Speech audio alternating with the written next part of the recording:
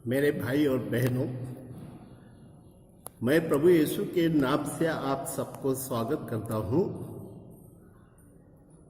आज के दिन मैं आपको वो बाइबल दिखाना चाहता हूं।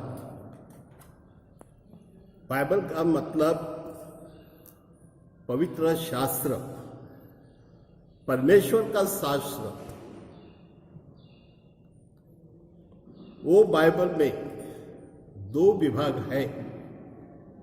पहला विभाग जिसे पुराना नियम कहते हैं और दूसरा नियम जो नया नियम उसको कहते हैं। पुराना नियम का मतलब प्रभु यीशु ये धरती पे आने के पहले प्रभु परमेश्वर ने जो कुछ प्रकटीकरण किया है उसके बारे में पवित्र आत्मा के नाम से कोई लोगों ने वो सारा शब्द लिखा है और उसको पुराना नियम कहते हैं। परमेश्वर ने इज़राइल लोगों को चुना और उनको मेरा लोग, परमेश्वर का लोग ऐसे कहा और उनके साथ परमेश्वर ने जो कुछ किया है इसके बारे में यहां लिखा है। आज हम लोग कहते हैं कि परमेश्वर कौन है, किसकी पूजा करना है और किसको धन्यवाद देना है, इसके बारे में हम लोग सोचेंगे और आज थोड़ा प्रभु की जी बातें हैं उनको सुनेंगे।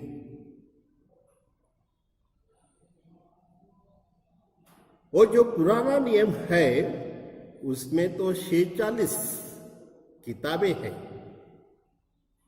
और जो नया नियम है उसमें तो 27 पुस्तकें या किताबें हैं।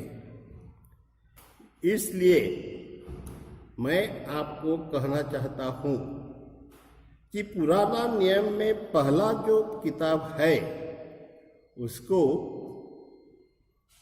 प्रारंभ या उत्पत्ति ये नाम से पुकारा जाता है और वो उत्पत्ति में जो पहला पाठ है और पहला अध्याय है और पहला अध्याय में ये विश्व की निर्मित कैसी हुई इसके बारे में कथा है। और प्रभु यीशु आप सबको आज कहना चाहते हैं कि वो पाठ पढ़ो, उनके बारे में सोचो और ये पृथ्वी पे सच्चा भगवान कौन है यही सोचो और भगवान की उपासना करो। जो भगवान नहीं है उनकी पूजा मत करो। तो आपको मालूम है कि जो पहला पाठ है उत्पत्ति के बारे में और इसमें परमेश्वर कहते हैं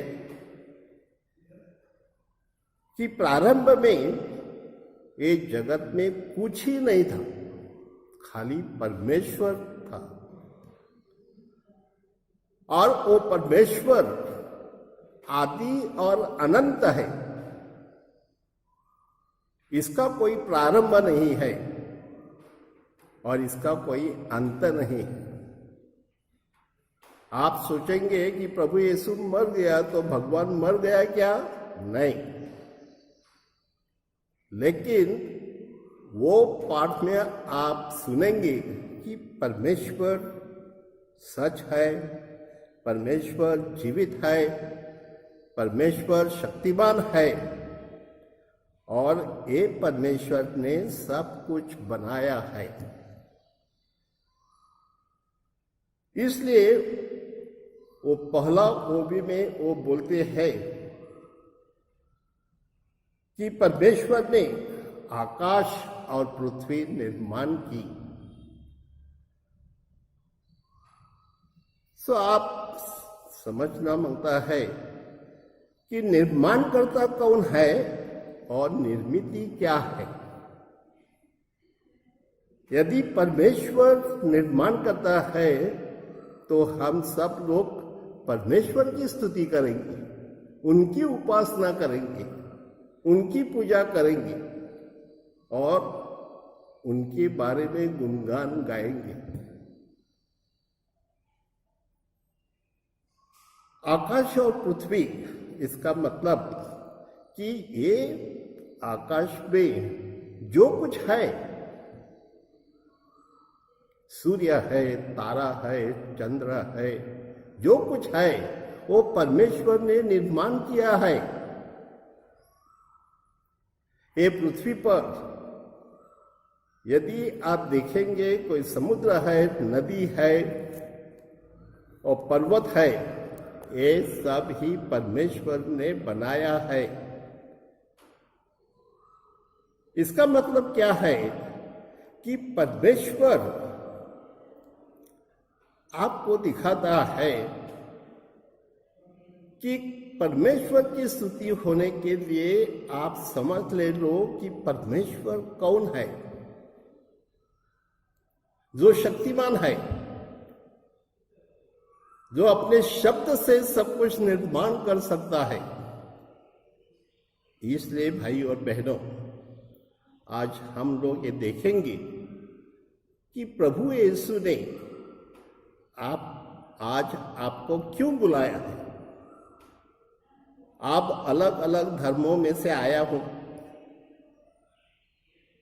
तुम्हारे माँ बाप ने, तुम्हारे शिक्षक लोगों ने, तुम्हारे पुजारियों ने जो कुछ सिखाया है इसके बारे में तुम लोग सोचते हैं, ऐसा ही पूजा करते हैं, लेकिन वो भगवान की पूजा है क्या, वो आज हम लोग देखेंगे। इसलिए ये देखो कि परमेश्वर बोला,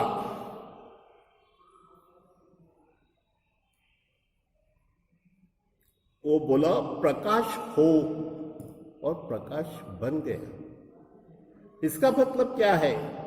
वो परमेश्वर की ताकत इतनी है,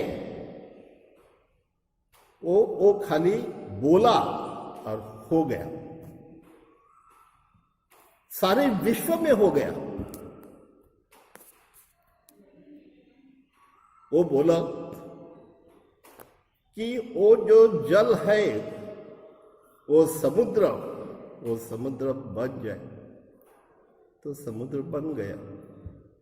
तो इसका मतलब क्या है? वो जो प्रकाश है, वो जो सूर्य है, वो जो तारा है, वो जो समुद्र है, वो जो पर्वत है, ये परमेश्वर नहीं है। उनकी पूजा आप कर नहीं सकते हैं। यदि आपने कभी इसकी पूजा किया होगी तो परमेश्वर के पास क्षमा मांगना होता है कि मैंने जो कुछ किया है वो उसके बारे में मैंने सोचा नहीं था, मुझे मालूम नहीं था। इसलिए भाई और बहनों, प्रभु परमेश्वर ने सब कुछ बनाया और वो बनाने के बाद परमेश्वर ने देखा कि बहुत अच्छा है। तो परमेश्वर और भी खुशी से दूसरी चीजें निर्माण कर रहे हैं। उसने देखा समुद्र है, समुद्र में जो प्राणी है, जो प्रभु यीशु के नाम से वो सब कुछ बनाता है, कि जो अपना फिश है, वो फिश भी परमेश्वर ने बनाया, हर एक जाति का फिश। जो कुछ मच्छी तुम लोग कहते रहेंगे, लेकिन वो परमेश्वर ने बनाया है, छोटा हो या बड़ा हो, वो परमेश्वर ने बनाया है। जो आप पंछी देखते हैं, वो पंछी छोटा हो बड़ा हो, सब परमेश्वर ने बनाया है। यदि आप देखते हैं कि ये जगत में बहुत कुछ जानवरों है, कोई बैल है, कोई ये जगत में गाय है, वो परमेश्वर ने निर्माण किया है। वो देव नहीं है, परमेश्वर नहीं है, वो परमेश्वर की निर्मित है, इसलिए उनकी पूजा नहीं करना होता। तो यदि आप देखेंगे कि ये धर्म में क्या लिखा है कि परमेश्वर आदि में था और वो ऐसा ही रहेगा और हम लोग उनकी ही पूजा करेंगे। भाई और बहनों, एक वो जो कथा लिख गया है, उसके अंत में परमेश्वर ने बोला है कि परमेश्वर ने अंत में आदमी को निर्माण किया। तो आदमी ही परमेश्वर की निर्मित है। कभी कभी मैं देखता हूँ कि कोई लोग एक फादर के पाँव को हाथ लगाएगा, कोई बड़े आदमी के पाँव को हाथ लगाएगा, उनके सामने झुक जाना वो तो अच्छा नहीं है। परमेश्वर क्या बोला है, खाली परमेश्वर के सामने झुक जाना है। इसलिए मनुष्य हो, समुद्र हो, कोई जानवर हो या कोई वनस्पति हो, आप यहाँ जो कुछ वनस्पति भी देखते हैं, वो वनस्पति उनकी ही निर्मित परमेश्वर ने की है। यदि ये भी देखो कि परमेश्वर इतना सामर्थ्यशाली परमेश्वर है कि वो एक शब्द बोलता है, और एक शब्द बोलने के लिए कितना क्षण मिलता है, हाफ सेकेंड, लेकिन वो शब्द इतना पावरफुल है। तो इसलिए वो परमेश्वर का शब्द है, वो बाइबल परमेश्वर का शब्द है। इसलिए आप सब लोग समझना मांगता है कि ये शब्द में प्राण है, ये शब्द जीवित है, ये शब्द जीवन देने वाला है, ये शब्द शांति देने वाला है, ये शब्द आप सबको इकट्ठा करने वाला परमेश्वर का शब्द है।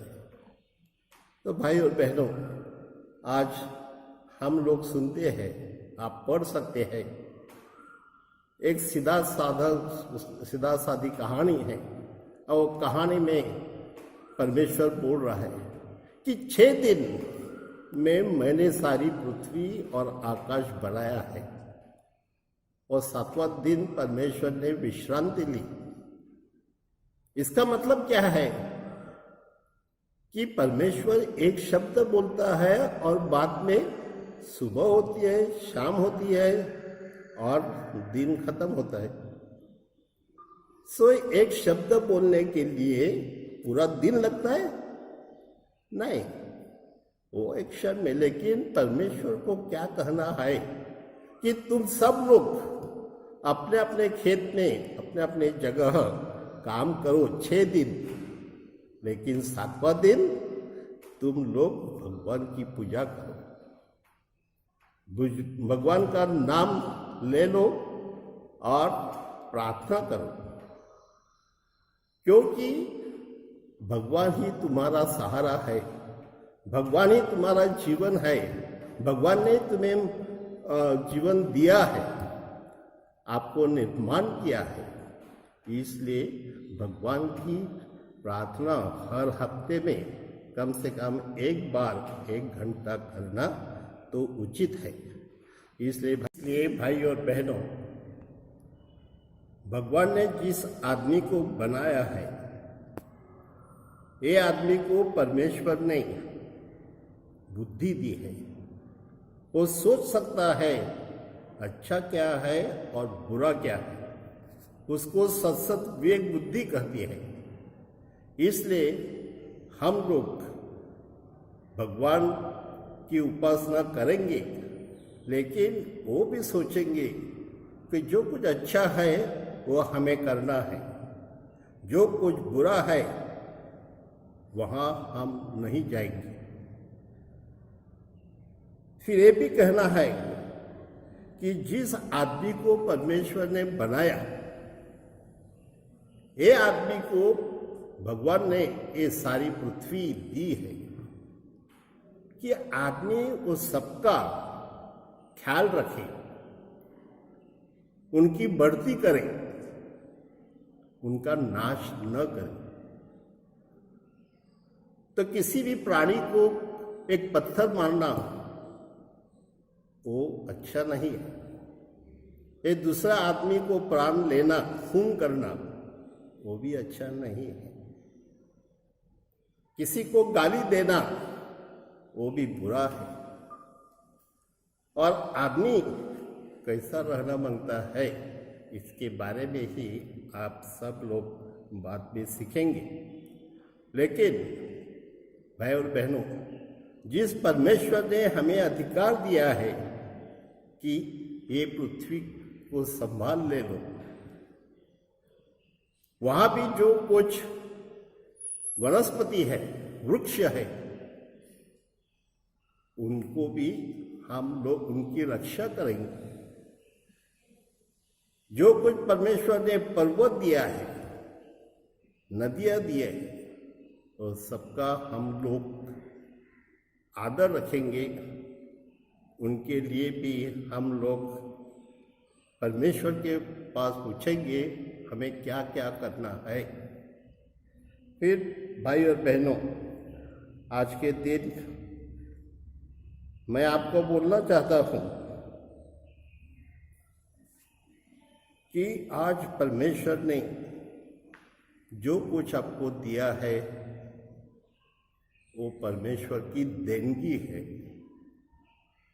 हम लोग हर दिन सुबह उठकर परमेश्वर को धन्यवाद देना मांगता है कि परमेश्वर तूने हवा दी है। यदि हवा नहीं थी तो हम लोग मर जाते थे।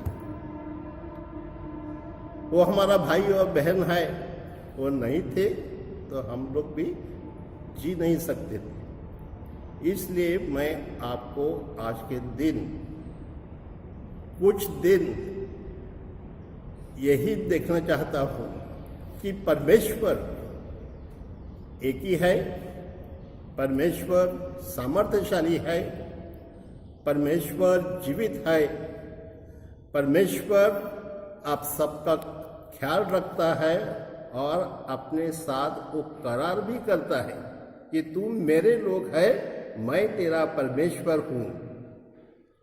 और एक शब्द को कभी नहीं भूलने का, क्योंकि परमेश्वर हमें कहते हैं कि यदि तुम मेरे साथ रहेंगे तो मैं तेरे साथ रहूँगा और आपको जीना भी बहुत अच्छा होगा। Thank you, God bless you.